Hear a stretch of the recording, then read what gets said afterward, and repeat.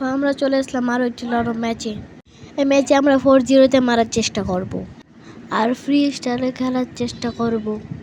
এই ম্যাচে প্রথম রাউন্ড শুরু হয়ে গেছে। এই ম্যাচে আমরা হেডশটে মারার চেষ্টা করব।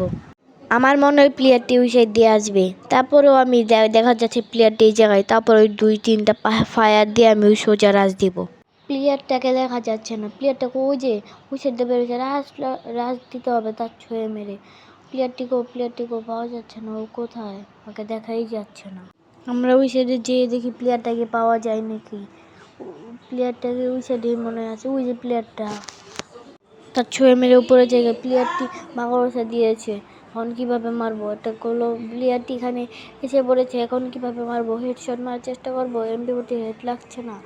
এখন নিচে আসে প্লেয়ারটি, নিচে আসে MP40 যাতে আমাকে দিচ্ছে, আমি ওকে টোস্ট লেভেলে ওয়ানটি মেরে ফেলে এই রাউন্ডটি বের করে ফেলি। তো দেখো সে দ্বিতীয় রাউন্ড শুরু হয়ে গিয়েছে। এবারকার ওয়ান ট্যাপ অ্যান্ড শুরু না হতে শেষ করে দিলাম প্লেয়ারটাকে।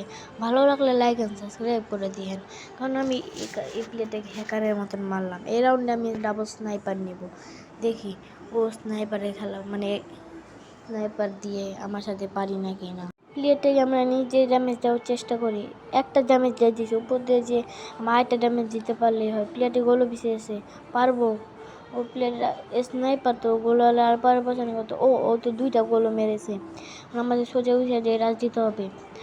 প্লেয়ারটি কোন দিকে যাচ্ছে, সোজা রাজ দিতে হবে আমার উঠে। ওই যে প্লেয়ারটিকে দেখা যাচ্ছে, ওই যে প্লেয়ারটি মারতে পারলাম না। এই রাউন্ডটা বার করতে পারলে হয়।